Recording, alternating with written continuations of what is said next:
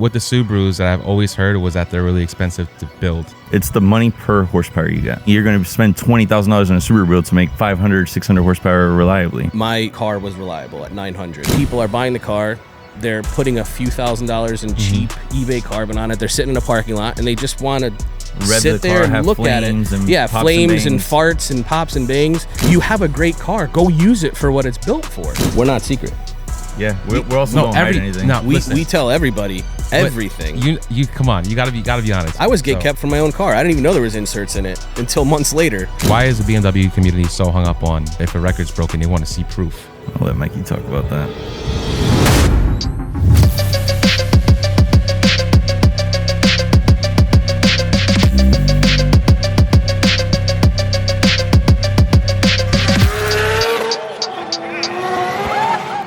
Welcome back to another episode of the Street Alpha Podcast. I am your host, Tukes, and today we are in Florida. We are at Monster Performance over here at Lee Bird's shop. He let us use a shop for this podcast, so huge shout out to him. So today we have BMW guys and also Subaru guys. We had Mikey on the podcast before at World Cup Finals. I think it was last year, right? Or 2 years ago? 2 years ago. Yeah. Two years 23. Ago, actually. Time flies, man. Time flies, dude. That's crazy. So 2 years ago when I first started, it was like the first few months in. I think we did the podcast in a Supra. We did, yep. It was kind of interesting setup. We made it work though. But now we have Jazz on the podcast as well. You were there. I actually wanted both of you to be on the podcast at the time. Yep. But we couldn't fit. I think you were working on cars. He could have sat on my lap. I think you were working on cars. I don't know what the situation was. But you were super busy, and then I think you had stayed up overnight working on one of the Supras. That's every single event. Yeah.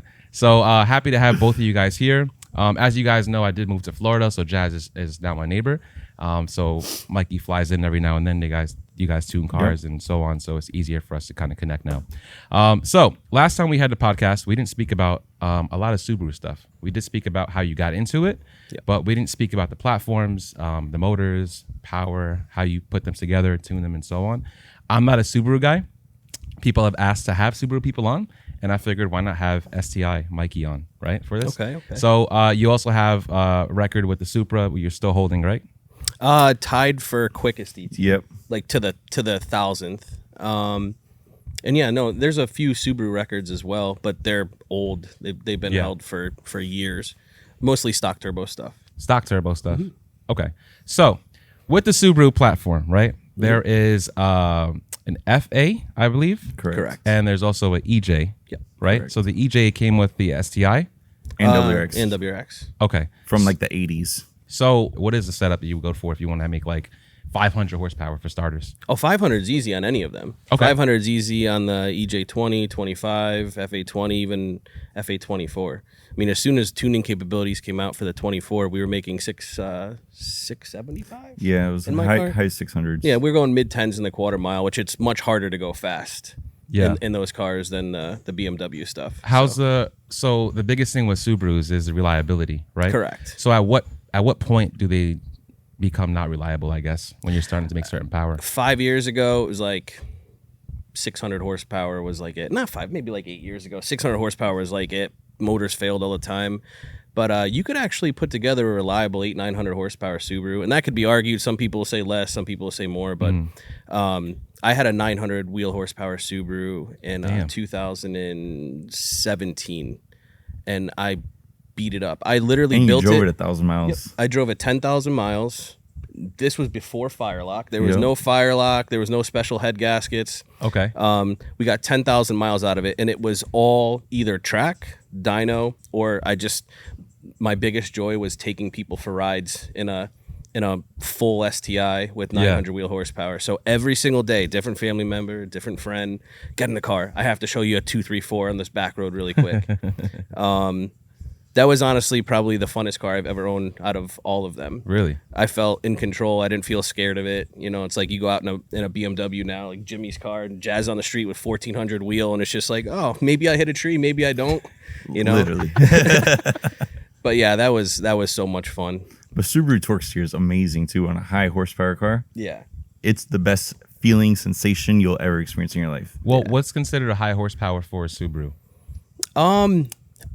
High horsepower, I'd say starts at like 750. I was gonna say 700s. Yeah, because today you could build a reliable Subaru for 6, 7, 800 horsepower, and the cars will actually last now. Okay, so you said they had issues years ago. What were some of those issues? Were they like Mostly head lifting? gasket, head gasket issues and bearing issues. The bearing issues there were bearing issues from the factory. Bearing issues on aftermarket motors were basically assembly errors. Okay, And the known ring issues as well. Yeah. They started building a really good 2-liter in 2015, and they started building a really good 2.5-liter in mid 2018. And I mean, I have cars that have made. I have one car actually in Utah that made like 898 to the tire in a bone stock car. Long block, completely long. Yeah. OEM from the dealership. 898. 898, and I know Bader from out west. I think he's Washington, made he's made over 1,000 in a couple stock long block cars. So what kind of studs are you using to keep the head down? Is it a head gasket issue, or is it like using different studs? It's the pattern of the head. If you look at the Subaru head, it's not like a typical where you have a four bolts per cylinder. Okay. These you don't. So they actually share the 2 center bolts actually share both cylinders. So that's the weak point in it. So it's distributing the load across exactly different parts. So that's the issue that there is. So what do you like, 1/2-inch studs? Is that what you guys? That's the main thing. 1/2-inch or 14 millimeter head studs. And then you said fire ring or fire lock. Is that what you would call it? Correct. So do you guys use like anything for the head portion, or it's just like only on the block side? The bottom end? Both. It's just like a receiver, retainer. Correct. Kinda? So it has teeth. So you do a receiver groove in the block. Yeah. Around the cylinders, just same thing like we do on the Subarus, on the Supras and B58s and stuff like that. Yeah. And then the ring has teeth on the top portion of it that bite into the head. So the teeth don't allow it to move, and it has the receiver groove in the block. So the ring cannot physically move left or right or any position. So the only way it can move is up. So that was the game changer right there. That's when they started becoming reliable. If you had a good quality builder, yeah. And I'm not talking about even like mainstream builders that are popular. Like we have builders that aren't even heard of in the community that are phenomenal, and they build motors one by one. They take a lot of appreciation and attention to detail. Yeah. Right. There's a couple guys down in Miami that I would trust. If I was ever to build another high horsepower Subaru again, I would probably go that way. I feel like people don't really do the fire ring thing. Like, shouldn't that just be like off rip, something you should do just to make sure you have that security? You should, but the cost of it. So, but how much more would it cost to do that? It's machine work. Every machine shop's going to be a little bit different, but it's figure a few grand tops. Okay. So, but when you're spending 10 or 20 or 30 or 40, right. And you're already over budget, that it's kind of a turnoff. But that should be one of the first things that are addressed. The thing with the Subarus that I've always heard was that they're really expensive to build. Is it the build process, or is it because they always break down? It's the money per horsepower you get. Okay, elaborate a little bit. So it's going to be a lot of money. You're going to spend $20,000 on a Subaru build to make 500, 600 horsepower reliably. But in this, you're going to spend a fraction of it and make the same amount of power and outlive any Subaru. Where's the money being put at though? Like motor, fuel system. So the motor and fuel system, machine side of things, or just the parts overall? Like where exactly? It's both now. I mean, things have gotten ridiculously expensive. You used to be able to build a Subaru.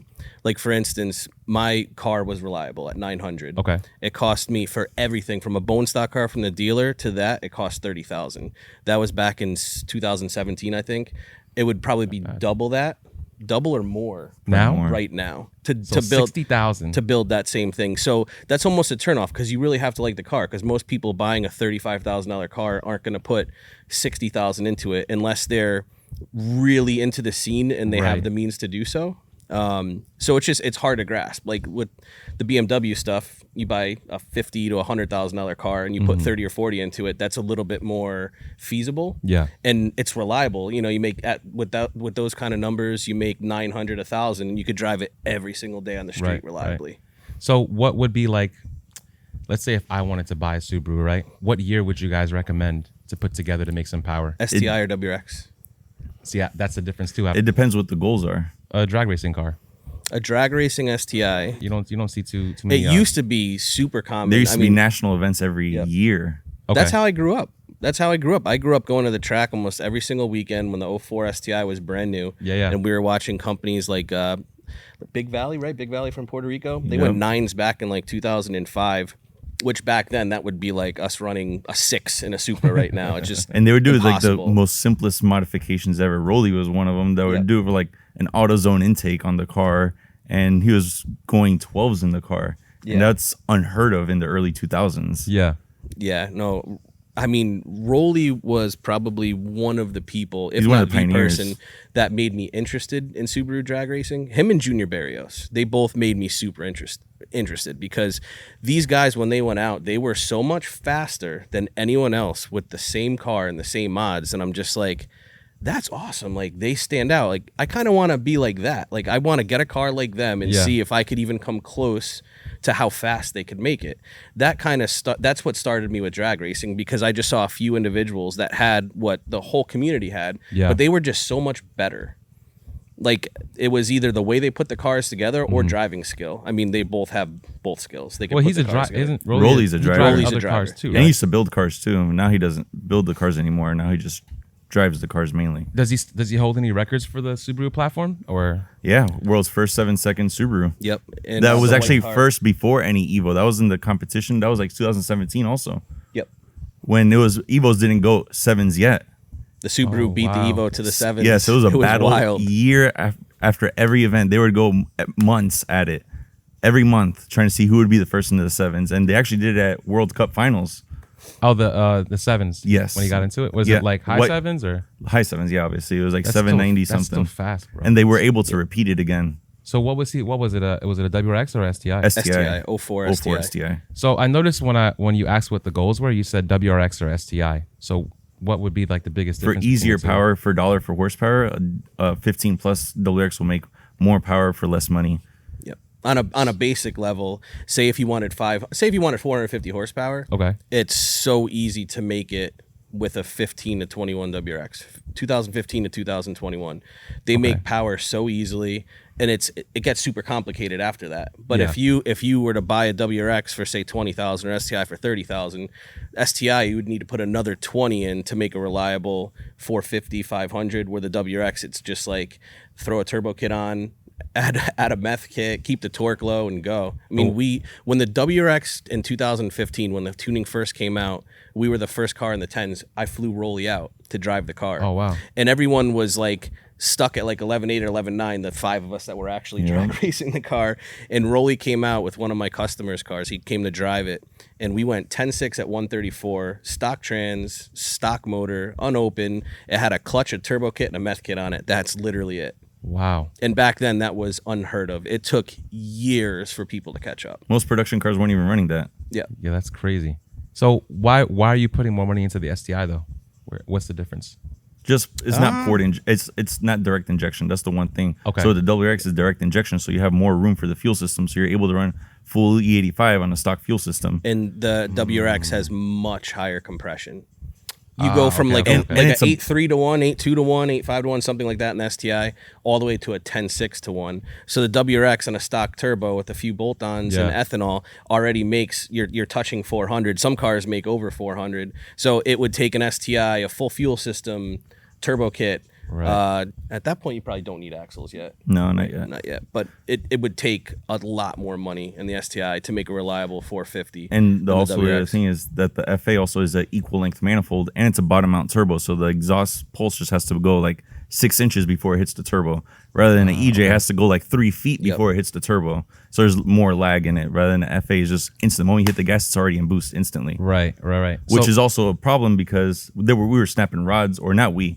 People were snapping rods when these cars came out because they would build boost super easy, just cruising on the highway, and people would accidentally build too much boost under load and just snap a rod because they're asymmetrical rods. They're not a symmetrical rod like a typical engine is. They have like an offset to them. correct. okay. So the big end is offset on the rod, so they don't distribute the load as equally as a symmetrical rod. Super technical. It's like a diesel motor, the FA, so they're asymmetrical. So they build torque easier, more power, but more prone to snapping. Yeah, around. you have to be careful because those engines can make a lot of power, but if you make too much power too quickly, it's game over. They throw rods like crazy. So this was around a time when 400 or 500 was like fast, right?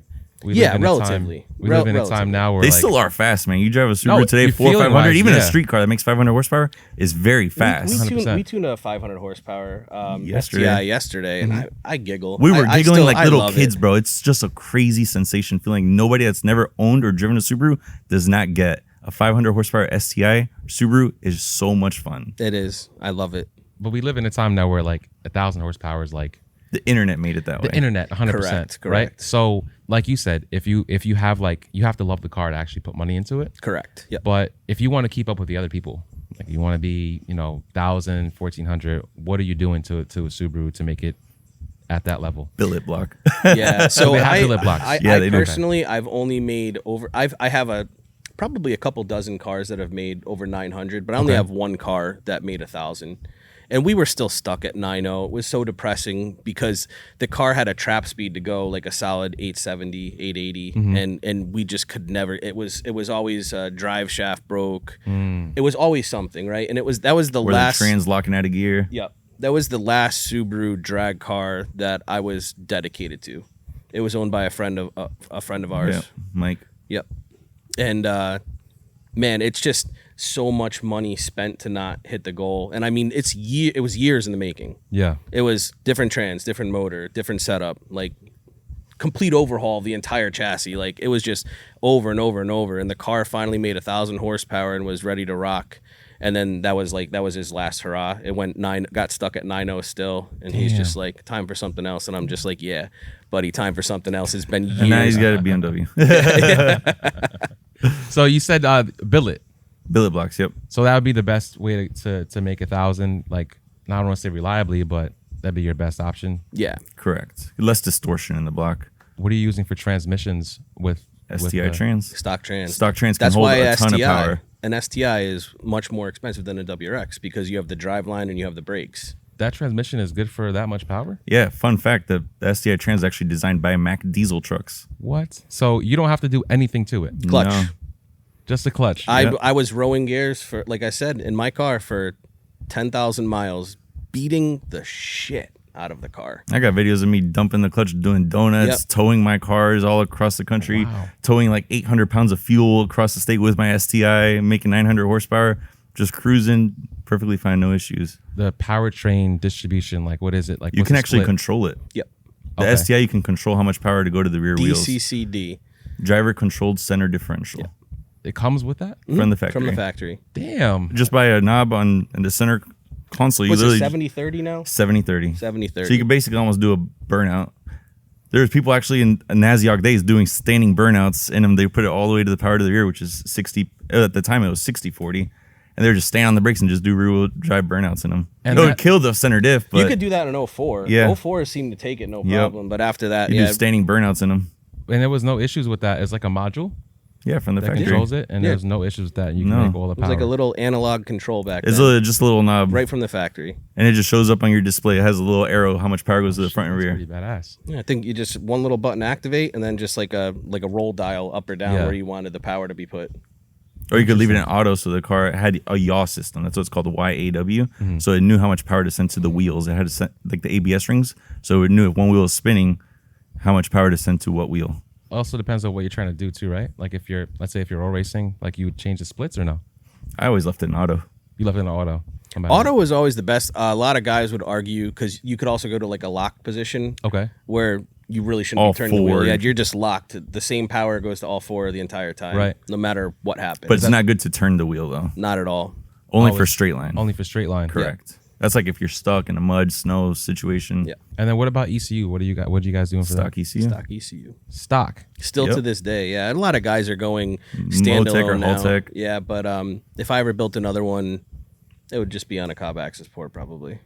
Interesting. As far as oil issues, right? That seems to be a big issue with the Subarus because I guess of how the motor is. So is that an issue that you guys faced? or It's you guys actually not kinda how the figured- motor is. It was the pickup tube, which was the issue. Okay. Where picks up issue, it was actually soldered.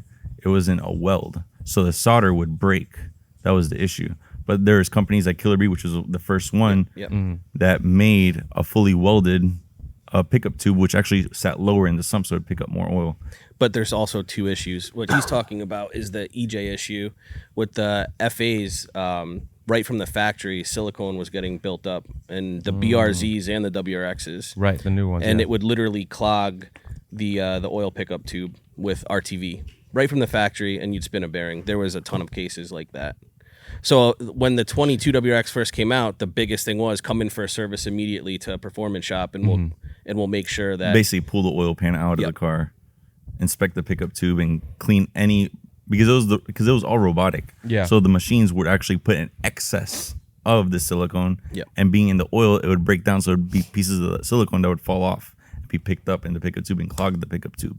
But that's not what you guys were working with back then, right? That's No, just the newer FA one? started in 2015. So those are the ones that are known to have issues, mostly because of that, or just because of. FA had well, That was the only oiling issue that they really had. yeah, they break rods if you don't have proper torque control. Okay. But the engine is honestly strong. Like I've made over 600 horsepower on a stock motor with that FA 2-liter, FA 20. What comes in the FRS? Same thing. Same FA thing. 20. So Well, isn't it- non-turbo. Yeah, it's non-turbo. Isn't it called F? It's not the FB, right? No, FA. FB was the different Imprezas. Okay, yeah, I'm And the confused with Foresters that NA were stuff. non-turbo came with FBs. those are the ones that people say like are not even worth building because they always break. Yeah, it's mainly rocker issues because they have little rocker shims on them, so they would literally just fly off at high RPMs. A lot of people swap those guys. The chassis everyone uses to swap Correct. out. Like they put other motors in them. So I'm like, well, why wouldn't they use the one that comes with? I'm assuming it's not really one that you should invest your time and money into, no? I think it's because people didn't want to invest the money because the car is like a circuit car, Yeah. or like an autocross car. It's really good. It's like if you didn't want to drive a Miata, but you wanted the same type of feel in a new car, you would get the BRZ or the FRS. I enjoy driving them. I honestly I'd never own one, but like playing with my friends' cars or customers' cars, I love whipping them around turns. But yeah, I guess it's another case where now you're buying the car for 10 or 15 or 20,000 bucks. How Right. much money do you want to invest in an expensive FA motor? Right. You know, or you could swap it with something that's reliable. Did you guys answer what chassis would be the best to go with? The lighter one would be the earlier years. 04, 04, that was the difference. 04 actually came with a 5x100 lug pattern. And so it's a smaller hub. So you don't have many options for wheels, first of all. And the wheel bearing's smaller also on the 5x100. So in 05 is when they started the 5x112, which is what most typical Japanese cars have. And they have a stronger wheel bearing too. If cost isn't super associated with that question, 07. I would pick a 19 to 21 STI. 19 to 21. It's the Those are newer nicest ones. it's the nicest Yeah, yeah. STI. It's the nicest STI. It's the last STI. Yeah. Why would you pick that one? Amenities. It's honestly a nice car. So if you weren't looking to gut it and go full drag, if you were dragging a full car, like I did my 2016 STI. Okay. All right, I would go that way because it's a nicer car. If you were going full drag, I would do an 07 STI. 07 is the Hawkeye. first year Yep, that actually Hawkeye. had the longer gear ratio also. 04, 05, 04 to 06, I'm sorry, had the very short gear ratio. So you're like, the moment you leave a stoplight, you're already immediately into second gear. It's a very short gear ratio. 07 had the longer gear ratios. 07 up. As far as the diff, right? Do you guys play around with the ratios there? You guys leave it No, the way it bone is? stock driveline. Yep. And The it's stock drive driveline is very racing. strong. Drive shaft and axles for over, if you're launching cars, over 500 horsepower, you're gonna want axles and That's the crazy. drive I never knew that you didn't really have to do much. They're to very, drive very chain. stout. That's why they always say you're not very familiar, but early in the Naziok days, that was the forums back in the day, that I always say like the best Subaru would be like Subaru with an Evo motor with a Subaru driveline. Yep. Has anybody done it yet? Not that I know of. People have done the K series. Somebody had to People put have a- done K series with the STI driveline, but no 4G. not that I know. No 4G, maybe, but not that I know of. Yeah, I thought somebody was attempting it, but I can't remember. This was years ago. So who has the record right now? What chassis has the record? Or like for the fastest? 04 STI. 04. Yep. And that's quickest and fastest? Yes, that's Correct. that was Rolly. Okay. That was Rolly. In White Bullet. Did he ever go faster than 7.9? Oh no, it was just 7.9. Oh, 7.9. And I'm sorry. That's not that's the quickest, but not the fastest. Oh yeah, you're right. From The Texas, fastest, Cosmic. Yeah, Cosmic. They went 190, Damn, 190. 186. 186 was it? Oh, that's Almost 190. Yeah, at 801 or 802, Yeah. something like that. And how much power is that car? They made you think? 14 and changed like a month ago. 1,400 horsepower. Yep. It's nice to see a company that's still kind of going at it. They took a break, like I think every big Subaru company took a break. They took a break for like a couple years. But it was refreshing to see that, because the cars are awesome. You just have to be a certain type of individual to want to spend the time and money to keep going with them. It's called Gaparoo. If anybody's interested in looking, it's Gaparoo. Gaparoo? Gaparoo. So Cosmic is a shop. Yes. And Gaparoo is what? The car. That's what the car's known as, Gaparoo. Okay. So if anybody's interested in looking, Gaparoo. So where do you guys think the future is for Subarus? Like, do you think it's something that people should, like, is it more of like a daily kind of car if you want to make, I feel like it's dying slowly, Where is it man. now? It's unfortunate because there's such good cars. Yeah. But I feel like kids nowadays are very cheap. They buy the new cars, and they just lower them, put wheels, stance them, and put an exhaust and burbles, and that's it. Nobody's actually doing the performance aspect of it, of wanting to do builds. This is a touchy subject for me. We kind 'cause of spoke about it. I always get hyped up about it, because so with me, historically, platform releases, I get the car, I do the R&D, I partner up with the appropriate parties to make a car go fast, right? That's just what I've always done. And every car I do it with has been a success. Yeah. Ever since I started from the very, very beginning, back when I started tuning in 2009. Yeah. So now the 22 comes out, which is the FA24. Cobb releases the Axis port. The cars make so much freaking power for a stock 4-cylinder. Like, you literally bring me a car with no mods, and you put it on ethanol, and we'll make upper 300s. Mid to upper 300s. That's more than Supra. And it's a mid 11-second car if you could drive it. If you It's could, a 4-cylinder, right? yeah, Instead of a 4-banger. 4-cylinders. So they are so impressive, right? And historically over the years, Subarus have had issues being reliable.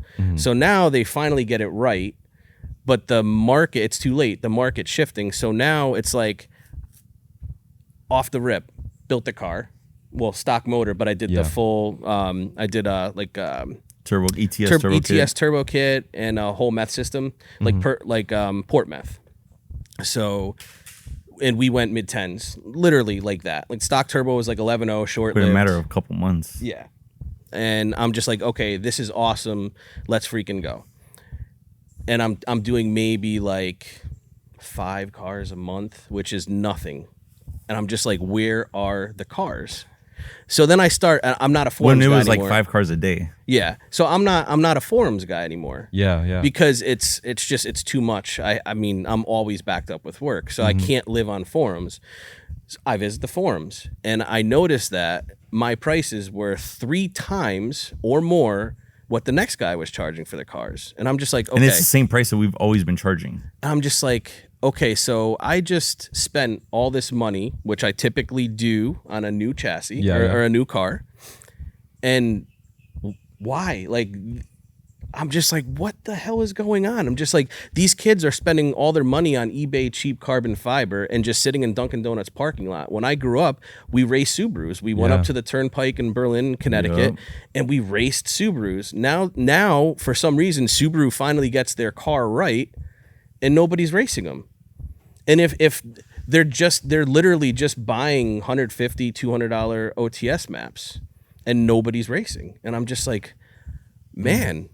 Because I put the BMWs down for actually a good minute, probably a good 3 or 4 months, where I'm just like, okay, I think it was this car, my last 340. Yeah, Put it to the side, put the Supra to the side. Let's go, because this is a promising platform. Like, people are finally going to be able to build a reliable, fast Subaru, and the base model starts at 27 grand. That's value. Yeah. That's value. So I was super excited for the platform, and I just put the car back to stock after a few years. Just last week, Jazz did. So I'm just like, this platform in terms of like performance and power and street racing and drag racing. As a business standpoint, it wasn't worth it. Rally, any kind of racing. I've done. We have literally. We're not drag racers. We drag race because it's easy. It's tangible for a customer. Like, oh, Botti has this car, went this fast. I want that. Yeah. But if I tell you, hey, my car went 56 seconds around Lime Rock, everyone's just like, What does that mean? What does that mean? So Is it's that like fast or slow? so we drag race for business, but we do it all. Even autocross, rally. I love it all. It's not applying to this car. This car should be doing all of it. But like I said, it's great value, but now people are buying the car. They're putting a few $1,000s in cheap eBay carbon on it. They're sitting in a parking lot and they just want to Rev sit the there car, and have look flames at it. and yeah, pops flames and and bangs. farts and pops and bangs. And it's like, guys, I'm getting old. Okay, maybe it's just me getting old, but it's just like you have a great car. Go use it for what it's built for. Yeah. This is a great car for the value. So then I didn't drop it because I still literally I tuned 3 of them this week. I still love them. I am a Subaru guy, but it's just like in terms of developing an interest in going fast, it's right back to BMW because that's where everyone's going to go fast. I feel like all the Subaru people that were big into the drag racing are now older, more mature. They want to. Any racing. Yeah. Not just drag racing. Yeah. If you want to build a fast, fun car for any type of racing and you had the means to do so, you left a Subaru or you kept your Subaru and you got now a BMW. It just makes sense. Yeah, most of our customers that were Subaru customers, still same owner, now has a BMW or a supercar. Yeah. So you don't think that, I mean, the BMW is the same way though? Because I feel like, I mean, at least when I got my Supra, I did the same thing. I just did an OTS. I wasn't looking to go crazy and build my car, but I mean, 300 horsepower is pretty quick. I mean, to me, It is very quick. out of an inline 6, it's torquey, you know, it's responsive. But when you put an OTS on it and you don't have to do much, downpipe, tune. It Yeah. just depends more what do you're you looking need? for. If you always have that need for speed, then you always want more. But if you're just content with it, then okay, cool, I'll buy a $200 OTS. Yeah, now. 100%. You get a downpipe and tune, but like, that's just, what more do you need after that? Because you make 500 horsepower, then It's never enough.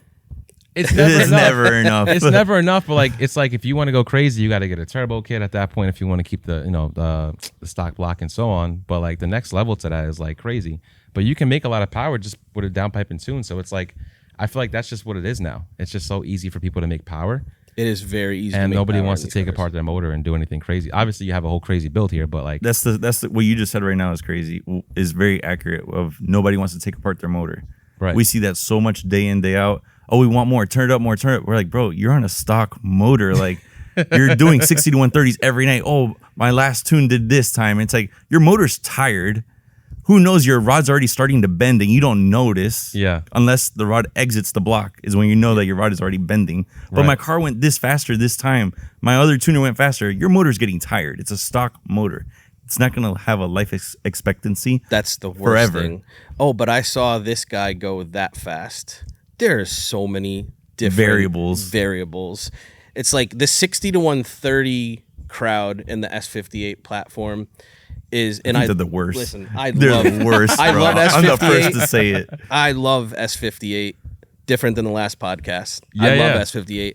But it's like, guys, come on. You pay for a custom tune, right? And you're on the dyno, and then you're on the street, verified. I give you the thumbs up. You give me the thumbs up. You go home, you run a 60 to 130. The next day, you run another one, and it's 2/10 slower. And it's just like, yo, something's wrong. You got to help me out.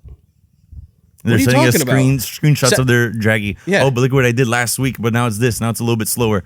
It's like, bro, It's going variables. to constantly change. It's never always going to be faster on a stock motor till it lets go. So there's no way we've already tried, and other people in this industry that have good say have already tried. There's no way we're gonna sway the market away from 60 to 130. 60 to 130 is here, and there's nothing me, you, Miller. There's Yep. nothing any of us could say to take that away. That's just the standard, so we have to Yeah. accept it. But I at feel the like end the of the real day, standard would be the 100 to 150, Correct. not a 60 to 130. correct. The 60 to 130 It's a slow doesn't speed. tell you anything. Any car could start at 60 miles an hour because there's very little wind resistance, even at 130. But now 100 to 150, that's what really determines how much power your car actually makes. What's the DA? What's your elevation? What's the water in the air? that the factors are, yeah, it's always something. It's like How much fuel is in the car? exactly That's true. how much fuel is in the car. I have guys that will text me at 3:00 on a Saturday morning. Yo, my full bolt-on G80 just went 6.2, 60 to 130. That's slow. Why? I'm like, first of all, I probably don't answer unless it's a Ignore- really probably good ignore customer. it. It's just like I'll answer them on Monday. But if I do answer, I'll be like, tell me about it. Oh, well, my boy was in the passenger seat filming me do it. There's 200 extra pounds, bro. Your 6'2" just became a 5'9". So how much fuel was in the car? Oh, 3/4 of tank. Drop it to an eighth. Now you're a 5'8". Or if there's even a little bit of headwind. When you're at that speed, you don't know if there's headwind or not. Yeah. Yeah. It's You really bad, don't. bro. It's constant. It's Too many constant variables. attention to detail every other day. Hey, I went this fast. I went this fast. I went this fast. It's Draggy always gonna ruined the change. market, but also improved the market. But it ruined it for us in that aspect. Draggy helps me when I know the conditions I'm e-tuning car, and like if I'm sitting at my desk at home and I'm e-tuning a car, Yeah. and we don't have a dyno, it's just like, okay, log a 60 to 130. Send me the log. Send me the Draggy. Okay, cool. Here's our baseline. Turn up the boost. Go out and do it again. Send me a log. Send me a 60 to 130. Right. You start seeing cylinder noise, and you start to see the 60 to 130 slow down or go backwards. You know we have to go back revision. We're done. So it's a tool just like a dyno. Dyno numbers don't mean shit. 60 to 130s don't mean shit. But they're tools for people like me to use. Unfortunately, the tool is being used as a fake standard by some people, by 90% of people. Big percentage. And it's just a constant back and forth. Hey, help, something's wrong. I'm a tenth slower today. I can't tune 10,000 cars and retune them every single day. It's impossible. Yeah. We'll never get any work done. And obviously, you're not going to charge the customer for that. Yeah, you can't. Right. So it's like, are we going to waste our day and not make any money? Or focus on the customers that have actually paid and are waiting? Right. That's the balance that you have to, deal with as a tuner. Damn, So I'm getting amped up over this shit. Yeah, Now. no, 60 to 130s, Worked 22 out. WRXs. Jesus. you said 100 to 150 is a better marker? It would be the most accurate way to determine how fast a car is Okay. because of the wind resistance, also the aerodynamics of a car. Well, the wind resistance is going to be the only factor that's going to slow you down at that. And the aero of the car too. Yep. But so you don't really hear people talking about Because it's not popular. Nobody's going to be doing a pull-up starting at 100 miles an hour on the highway. It's more feasible to start at 60 miles an hour when you're at a speed limit. True. You did say before just now that you feel differently about the S58 from the last podcast. Yes. I think you had mentioned. I honestly can't remember what you had said about the S58. I think you said No S58 will go fast. No Yeah, S58 that's will what go it was. fast. That's No what it was. S58 will Actually, go there's some faster people who than made some stock motor. clips of you saying that, and then they posted I made fun of myself when Yeah, we we went made fast. a clip of ourselves doing it. So you ended up buying A G80. a G80 after the podcast. You were literally looking for them. Yep. probably One that same month day. later, I bought the G80. Yeah. So you got the G80, and you did some big things with it, right? So I don't think we ever spoke about it. We 'cause never you touched that market, and that market was out since 2020, the S58, and that was the year of 2023. So that market was out for 3 years. People that were just focusing on the S58 stuff, we never touched it.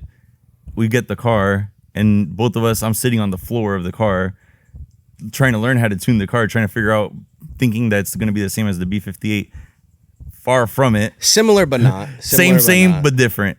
In what sense? Because I know I asked you the differences back then, but what have you learned in terms of differences between the S58 and the B58? I've learned that the S58 can go fast on a stock motor. And we've learned that it's also weaker than a B58. Well, we already knew that. It is weaker, but torque control for a very short period of time at a very high horsepower level, and you go fast. Right now, the B58 is technically faster still. Correct. Yes. As faster, 188 mile an hour, I think, is the record right now. right? And then as But far it's on as a whole standalone everything. It's not a stock ECU car. oh, it's not stock ECU. Yeah, not stock It's ECU, full Motec race and car. Turbo Lamic. Am Okay. I still? I'm not the fastest stock ECU car. Justin is right now, right? He went 187. I think so. Yeah, Justin went 187. So it's been probably, I want to say, 5 years since I got my Supra. So when I got mine, 2020, there wasn't much out yet, right? So now, what is the standard go-to if you want to make some power with the Supra? I know. I think ours still stands same 6870. thing. The best setup for the car is still a 6870. However, a little different. Next gen 6870. Yeah. Next gen. How much Next more gen. power is the next gen making? It just spools so much faster. It spools faster than a regular. First of all, 68 is still incredible. Okay. The next gen, we were actually here. Yep, when Before we- Precision marketed the next gen Yeah, they 6870, contacted us. Precision came here with the turbo, Oh, and we yeah. did a pull on a 68 on Gen these 2. dyno, and then same day, same hour, put the next gen on. on the same map, no tuning. I wasn't even allowed to have a laptop near the car. So it picked up 300 or 400 RPM a spool. I think it was 300 RPM a spool. And like 75 horsepower. 75 horsepower and 85 torque. Damn. And I'm like, wow. And now Huge gains. we have cars making 1100 horsepower on little 68 millimeter Well, turbos. 68, 70 next gen that went sevens. Yep. Going Christian sevens went on sevens. a literally small full frame turbo. Now it seems like you guys are used to making this high horsepower on this platform, and I know in the beginning there was issues with the heads lifting and so on. Yep. So right now, what are the methods to keep the head down, and how are you keeping that power? I think what's helping on is the fact that B58? most of these Supras now are 6-port and not 2 ports. Yeah. That's Yeah. also helps a lot. You 'cause alleviate a lot of back pressure. But back pressure, less EGTs.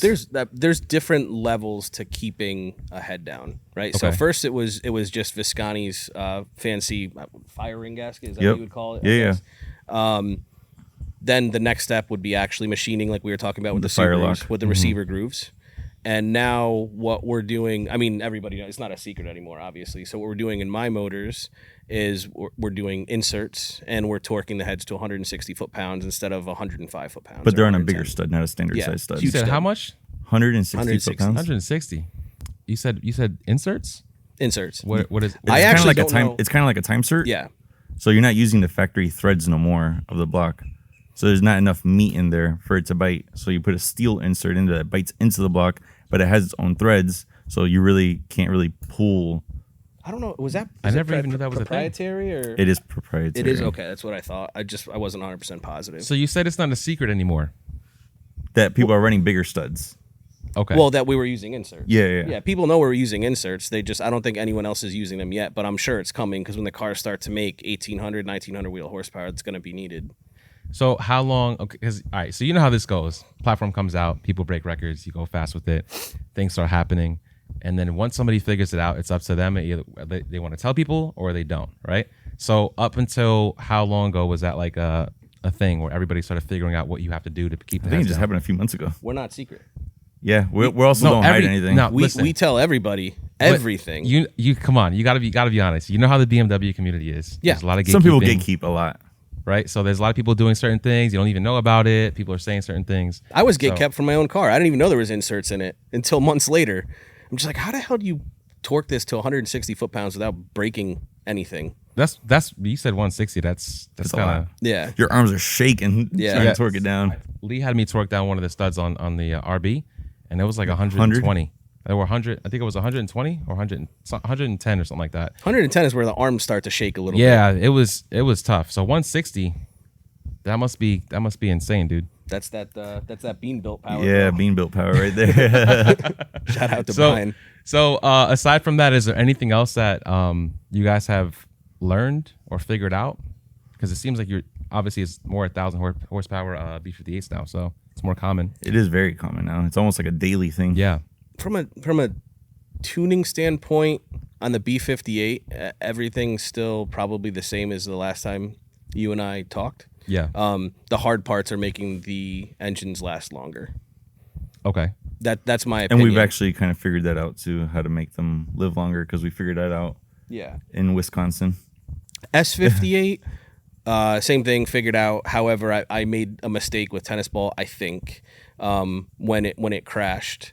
We Yeah. were looking, so when tennis ball crashed, there was a problem that we thought was maybe transmission, but we couldn't really tell. Okay. The transmission sounded like it slipped the full pass. It's not like it was a CVT. It just stayed Correct. in high RPM, but it The was going through converter all the never gears. locked. The converter never locked up.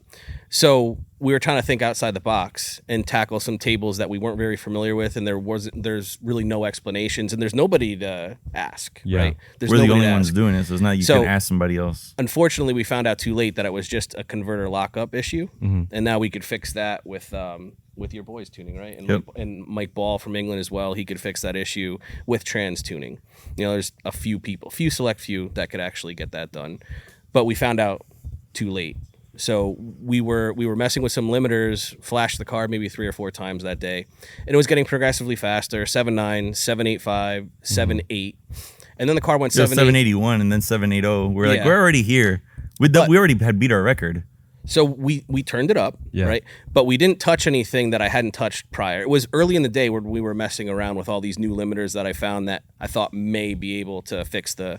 Yeah, we're both like the reading, slip trying up. to dissect what these definitions meant, because it doesn't tell you like, oh, torque table. It doesn't really tell you what it is, or torque converter. It doesn't Some tell do. you. Some do, It's some don't. small little acronyms, and a lot of the stuff is in German. Oh wow. So we're trying to figure out, what does this word kind of sound like? Does it sound like it would be? Well, I don't know. Let's see what Google says. And Yeah. So what's wild is at 55 pounds of boost, the car was fine. On the last pass, we turned it up to 58 pounds of boost. Okay.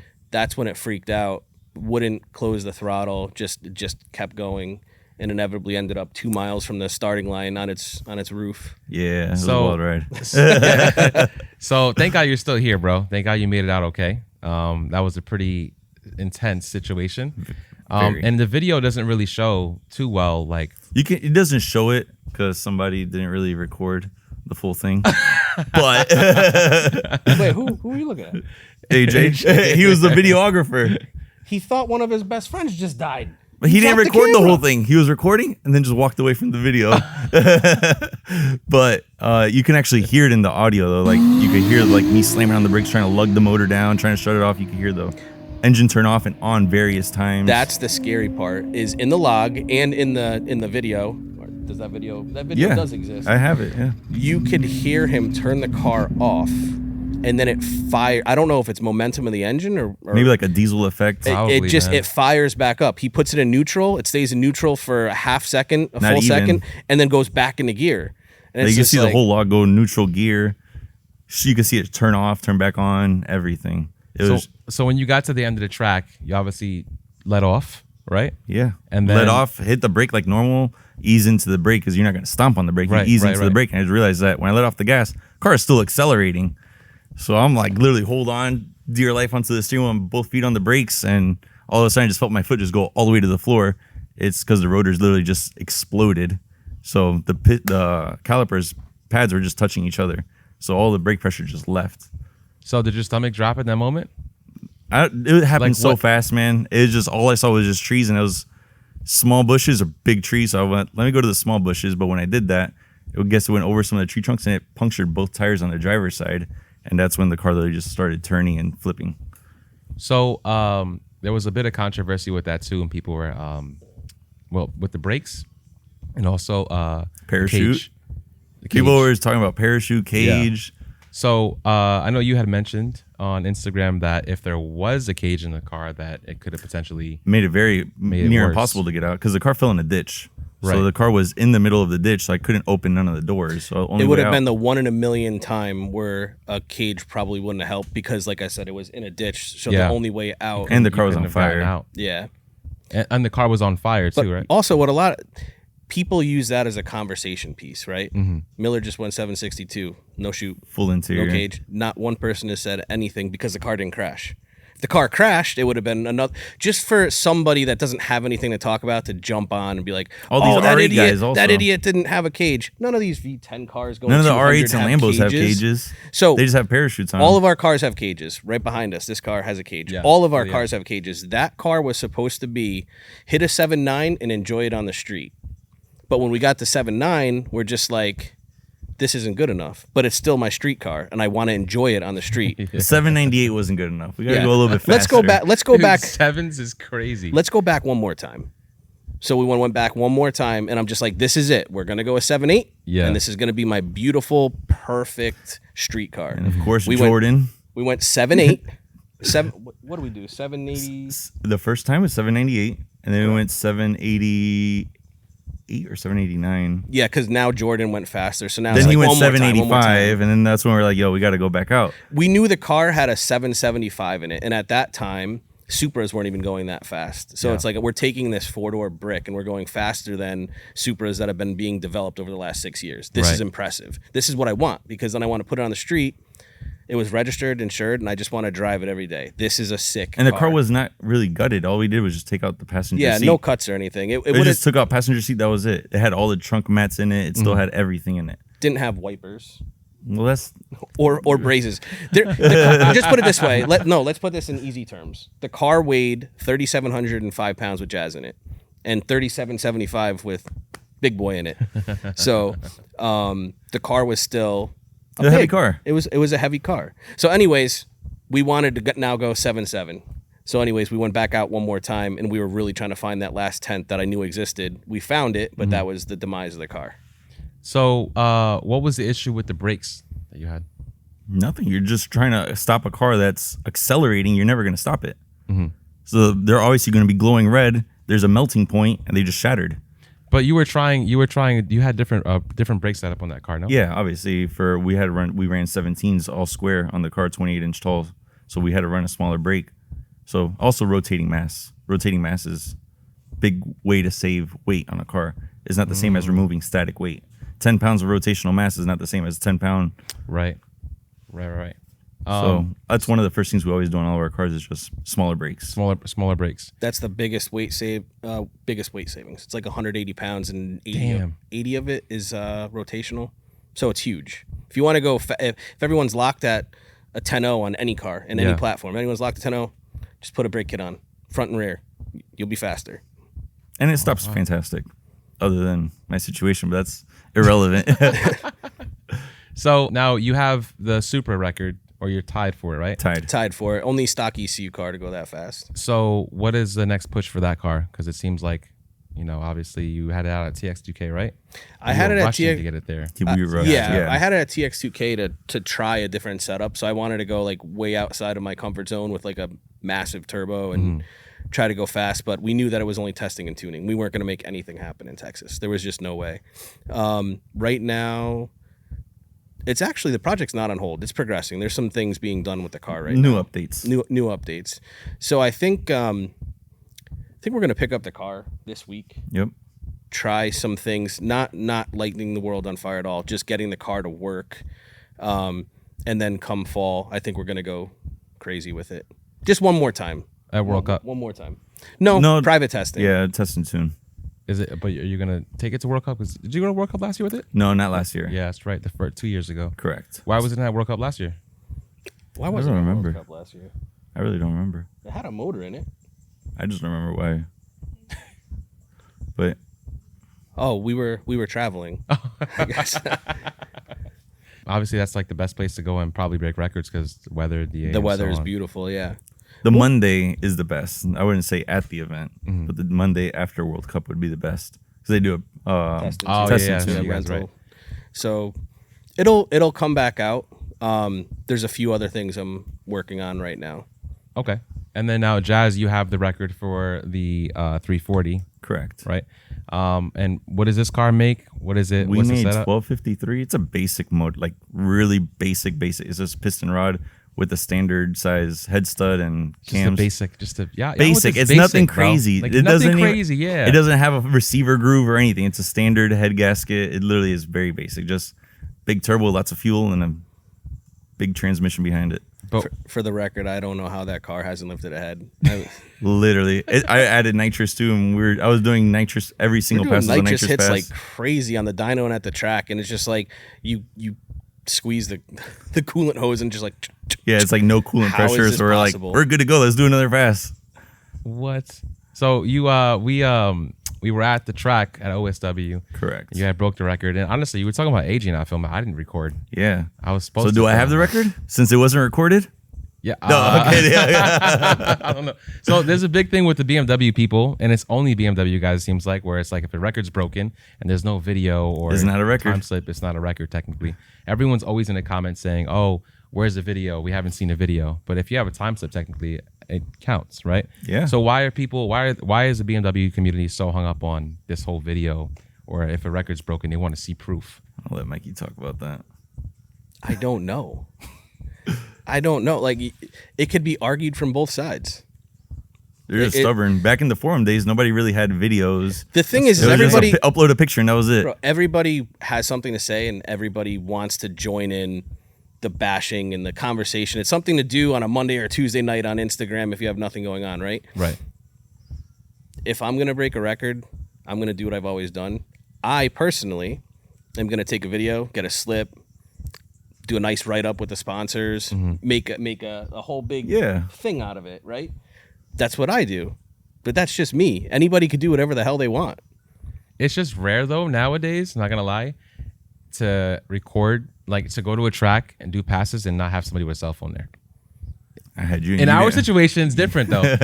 But like it's just rare. It's like everyone's. Wait, so you didn't really go 8-4? And it didn't happen, bro. There was no video No, of it. I saw it. I saw it happen. I was there. I did see it. I just nobody was recording because he went by himself. But Everybody has their different way of doing things, and then it's just the opinions and the peanut gallery, which we try. Like when all this drama's been happening for the last 2 weeks, I've just been on my boat fishing. I didn't even know how fast Miller went because we were just fishing, just enjoying life. Work 10, 12, 14 hours a day. When the sun starts going down, fish start biting, go out, and I just stay out of the drama. I used to be in the center of it, and now I'm far removed. yeah, it's pretty bad.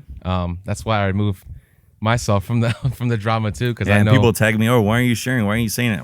I don't care about the drama. Don't care. I'm in my lane. I'm having fun on the weekend after work or something. We're slow. I call AJ, yo, you want to go on the ride jet skis? Let's go off-roading? Whatever. I don't care about the drama. I'm in my lane. I'm working, doing my own thing. Well, I'm not even talking about the drama in the past 2 weeks. I'm talking about in general. No, in It's general, just that's like- how it is too. It's just like in general, people want to see videos, and it's like,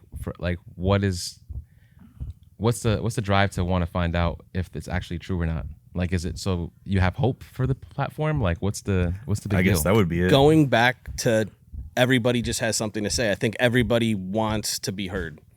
Everybody. If you have a car that's downpipe tuned, right, and you're happy with it, but then all these people are making 2,000 horsepower and going so fast, and you have like this little bit of jealousy, right? And somebody does something that's unbelievable, you're gonna be the first one that jumps in. Oh, that didn't happen. There's no way it happened. It's just opinion. That's Or they're all it is. butthurt because their part wasn't on the vehicle that went that fast too. Like companies. Interesting. Too many politics, man. Too many. I'm trying not to play them. I can't stand it. I literally The politics in the car industry is pretty bad. BMW community is pretty bad. Yeah, the Subaru community is not. It like used to be this. bad. It used to It be was- very bad. It wasn't this bad. If nobody had an IG motor, oh, it's not going to work. Yeah, it wasn't. That's how it was before. It wasn't this bad. It's not like that. I don't think it's like that. Or if you're anywhere not else. tuned by Junior, it's not going to work. Your Subaru's going to blow up. It's like, that's how it was back then. Now it's Doesn't like it matter died if off. God tuned a Subaru back then. Yeah, We you're all true. blew the cars up. It It's a wasn't our fault. Subaru. It's a maintenance item to replace the motors in them. It's a maintenance item. Nah, it's cool. Yeah. We're short on time. Shit, I could have kept going for a while, but we I gotta know. catch a flight. Yeah, We're really no, short on time. 100%. Either way, Subarus are the greatest cars alive. Just putting it out there. Bring them back. We didn't even get to touch up on the subject how Mikey got his stolen at gunpoint neither. Oh yeah, I forgot about Oh that. yeah, we kind of talked about that last night a little Yeah. bit, but He got in Newark at gunpoint. He didn't pull the trigger. That's all that counts. I'm still here. Yep. that's crazy. Yeah, he was telling me the story last night. But yeah, I appreciate your time again, Jazz, my neighbor. Of course, I'm gonna see you See him a tomorrow. little bit. Whatever. But if you can let the viewers and listeners know where to find you guys on Instagram, social media. Yeah, Mikey's Instagram, STI Mikey. Mine's boosted_jazz. We both have a YouTube channel, STI Mikey. Or Mikey Tuned, I'm sorry. Yeah, Mikey too. The YouTube is Mikey Tuned. So we always post all of our Content records, content, this and that on there. So that's where they can find us on Instagram and YouTube. And then what if they want to find out about tuning? I think email. DM or email. DM and Yep. email. Yep. Email Mikey84body@gmail.com. We're super old school. We don't even do a website. I tried a website twice. I'm just like, yeah, no. It's better to school. interact with the person rather Yeah. than hit click buy and then you don't even have any info of the person. Well, on paper, it's better that your website interacts with 100 people at a time, but I'd rather just talk to one person at a time. Yeah, makes sense. All right, cool. Well, I appreciate you guys. Thank you so much for making this happen. If you guys are interested in working with Mikey and Jazz, you guys know where to reach them. If you guys are watching the live stream right now or the premiere, make sure you hit that like button. Also, make sure you head over to streetalpha.co to purchase some merch. And yeah, catch you guys on the next one. Peace. Thank you guys.